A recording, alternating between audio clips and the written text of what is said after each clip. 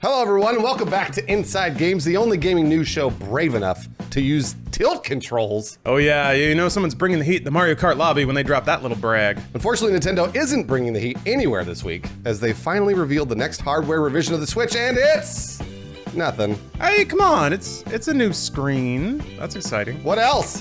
What else? It's got a wider kickstand. Okay, nothing really. Everyone's pretty pissed off, given that the gaming press has reported multiple rumors over the last couple months indicating that a next-generation Switch capable of 4K graphics is just around the corner. Not this corner, though.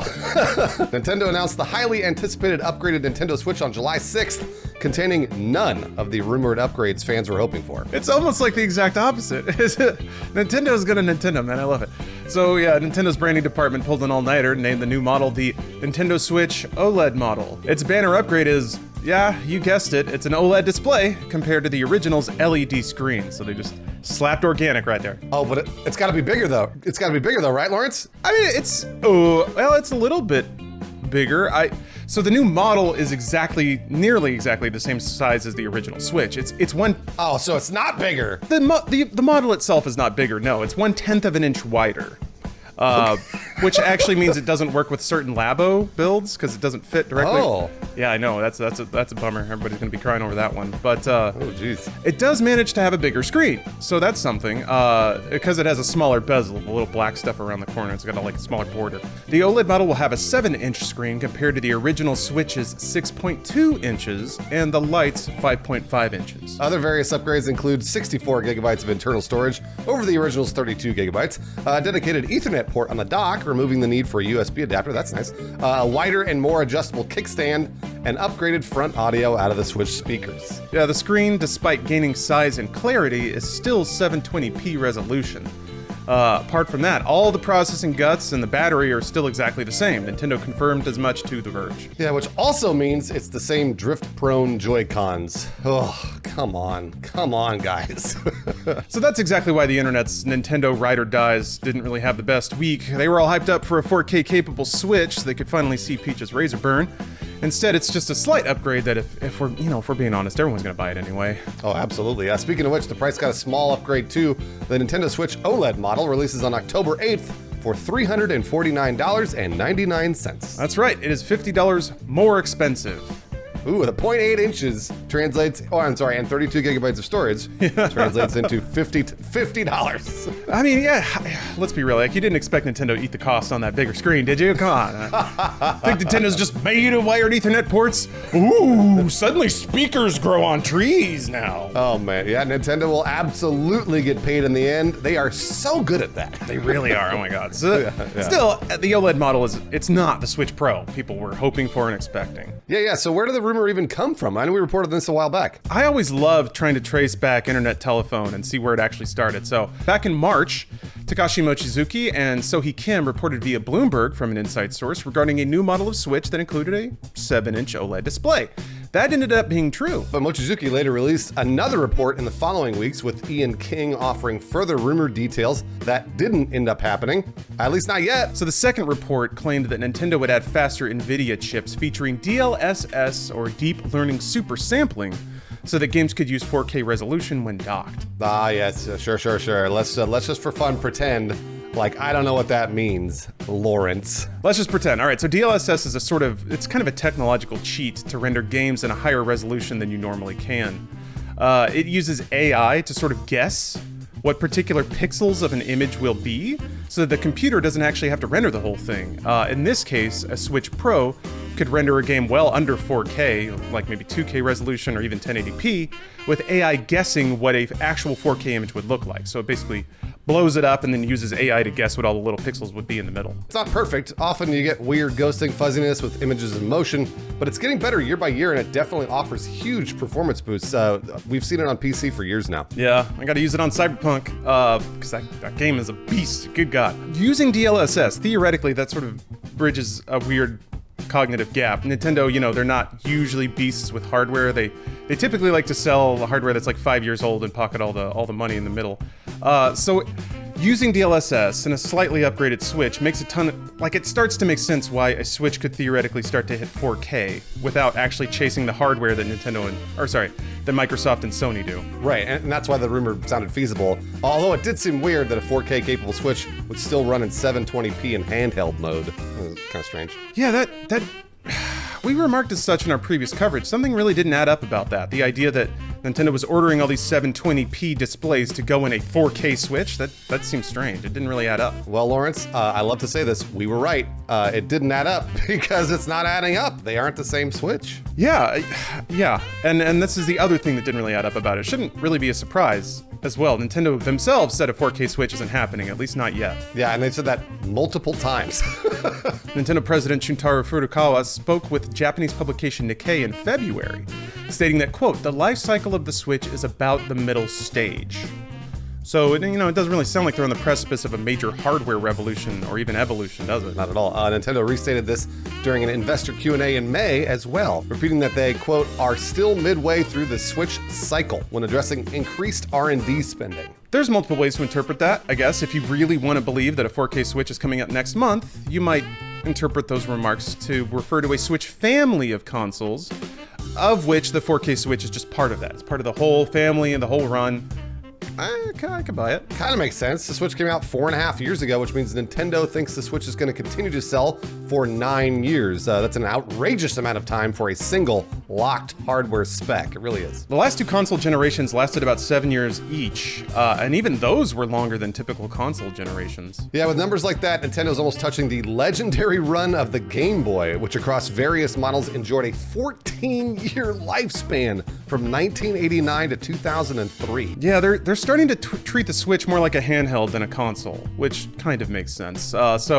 Along those numbers, maybe we'll get a Switch Pocket Color Pro in 2022 that supports 4K. Could happen. VentureBeat reporter Jeff Grubb thinks so. When asked about those rumors on Twitter, he responded, "I still have only ever personally heard 2022 for a Switch Pro, and if that still happens, I'll continue to speculate that will have a 4K output with a significantly more efficient chip with DLSS. Anyone thinks this is the last Switch from the company that released 6 3DS models?" Yeah, it's kind of hard to argue with him when he puts it like that, huh? Oh yeah, but absolutely. But argue the internet did, Lawrence, as they love to do. Many fans took to Twitter and Reddit degrading the new OLED model by comparing it to the original PlayStation Vita, or being so underwhelmed that they thought the trailer was a satirical joke. Even though the most extreme gamers will sleep on tear-stained pillows for a few days, yet again, it seems like the rest of the world is just ready to throw money already. That's how these situations tend to go, especially when it comes to Nintendo. Independent analyst Benji Sales noted that within the first day of the OLED model trailer going live on YouTube, it had over 3 million views, a 91% like ratio, and stayed #1 trending all day. As of the time of writing, it's about a day and a half from the trailer posting. It already has 5 million views, but the like ratio has slipped to 85%. Yeah, still the takeaway is impossible to avoid. There's a lot of interest in new Switch models, and the majority of people are fine with incremental upgrades. It's more of a gamer idea that new hardware has to be revolutionary. If you think about it like this, like you're starting to sell Switches to people that buy new phones every year. They're okay dropping $600 to $700 for an iPhone with an iterative number on the end. So it's really not that hard to understand. Nintendo just found a better market. Still, why not? Why just give us the big one. So yeah, we get it. I mean, this is not the first time we've done this dance with Nintendo.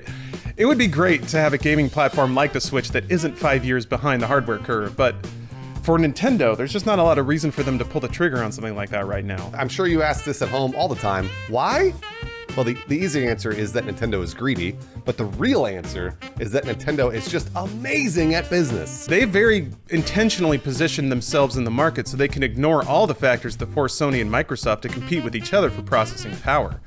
It's pretty brilliant, and that's why they can take it so easy now and enjoy very healthy profit margins and great sales. Yeah, I'm glad you and Cameron reminded me of this when writing this script, because Nintendo's previous president, Satoru Iwata, implemented the Blue Ocean strategy, and this is genius. While other competitors fight in the same marketplace, turning the ocean red, like Microsoft and Sony, Nintendo will try to find the blue ocean and discover entirely new markets. You saw this first implemented with the Wii and the 3DS. Those were kind of the first projects that Satoru Iwata fully helmed as president, and they enjoyed record-setting success thanks to that strategy. But also the Wii U was there, and that didn't really play out so great. Right, well, the Blue Ocean strat was never a guarantee that every product will succeed. Obviously, you're taking huge risks here, so just the ones that do will be in a market all on their own. So it's a really interesting strategy that feels, in my opinion, a little more risky than normal business, honestly. But with great risk comes great reward, so there you go. Yeah, not every company can afford to just kick back and have an R&D department that burns money to try to find new products. Nintendo can because they've proven to their investors that it works, but like we referenced earlier, they still have to answer to their investors why they're spending so much money in R&D all the time. It's because they're coming up with stuff like Labo, the Switch. Not every company can afford to spend that amount of money before releasing a product to market and getting that money back. So Nintendo is in a very unique position, and they're leveraging it very well. Yeah, that's what we see with the Switch. People aren't comparing it to the Series X or PS5. It's really not thought of as a similar product. I mean, Nintendo really has no competition for the Switch. Really, nothing can do what it does or offer the breadth of software that it can. There are some edge cases in mobile gaming like xCloud or streaming your PC to your phone, but if you want a console for your mom, the Switch is the way to go. I mean, it's the only gaming product on the market that could compete with the Nintendo Switch is another Nintendo Switch like they're releasing. That's why we're in this situation. For Nintendo to launch a product that competes with their own product, one of two things has to happen for it to make business sense. Either the profit margin on a better Switch is bigger than the current Switch, which is, it's pretty unlikely given that modern components are very expensive due to COVID shortages. Or the Switch gets so behind the times that people stop buying it because it's too underpowered. Neither of those things are happening at all. The Switch may be a bit dated, but I mean, like last year during the pandemic, it was selling out. People couldn't find a Switch. It's insane. Why would Nintendo remove a great selling product with what we can only assume is a great profit margin from the market and replace it with another one that's more expensive to make? That's terrible business. Yeah, unless the price point were high enough to justify it. And then they're confusing the marketplace a little bit. Then I can only imagine what it was like trying to walk somebody through what the difference is of a Series X, a Series X, and a 1X in a Best Buy, like over the holidays. That must have been a pain in the ass. So Nintendo has a reason to keep it safe and similar. Lawrence, you said Series X twice, which is just hilarious, by the way, because I know you meant Series S and Series X, which is precisely your point, by the way. There is value, even if you price a product to maintain margin. There is value in not flooding the market. Also, it makes retailers annoyed because there's more boxes, you have more inventory and more SKU to keep track of. It's just nice and clean, and Nintendo's basically selling solar calculators for $300, so they're doing a great job. And obviously they did the $50 bump for the MSRP for the OLED model. Nintendo's not about to sell a Switch model with a lower profit margin, especially when the hunger for Switch hardware is still so high. Nintendo, and again, we referenced this earlier, Nintendo ran the exact same market strategy with the Game Boy. That immortal bastard was on the market in some iteration from 1989 until 2001, when Nintendo finally launched the Game Boy Advance.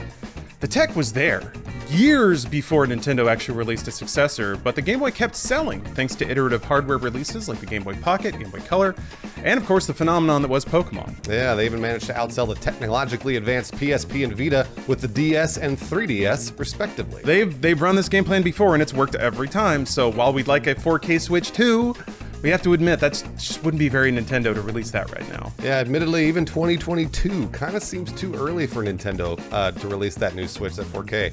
So maybe they'll be uncharacteristically cool for once. The answer is no. They're not going to. You don't think 2022? I mean, hell, that'd be rad. If they want to do a Microsoft and like give us something that they know we want, rad. But Nintendo so rarely does that. I think they do have a history of releasing hardware revisions every year. They do like to goose hardware sales numbers because they actually make money off hardware, so it's good for them to sell it. So kind of like they did with 3DS, they released a new model of that like every other year at least. So if this year's hardware refresh of the Switch is the OLED model, last year I guess was the Lite, or was it the bigger battery version? Yeah. I could see 2022 being Switch Pro year, because that's only if they would probably sell it for $500 or $600, I think. Ooh, really? You think so? Because, well, they know that they're targeting high-end consumers with that. They're targeting people with 4K displays.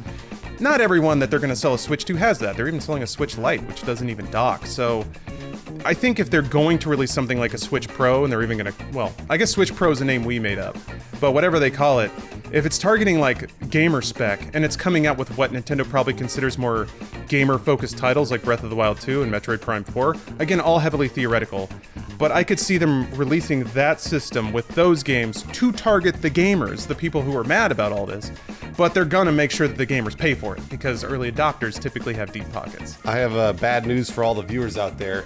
Lawrence usually has his finger on the pulse of Nintendo. For some reason, Lawrence is really good at predicting what Nintendo does. So all this sounds very, very reasonable. And if you're upset about it, I have 3 words for you. Don't buy it.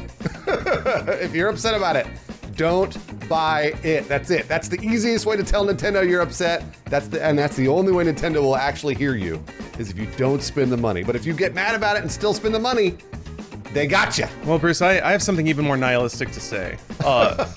Unfortunately, Nintendo's really good at hitting a certain market that anyone listening to this video, you're not the market that's going to move the needle for Nintendo one way or the other. True. Yeah, you're right. So, unfortunately, Nintendo's out of the hands of the core gamers, and they have been for a long time. Most companies are. How dare you, Lawrence? How dare I'm sorry. No, you're right. Core gamers are the ones that they care the most, so they must be the most important. We control the market, Lawrence. We're in control.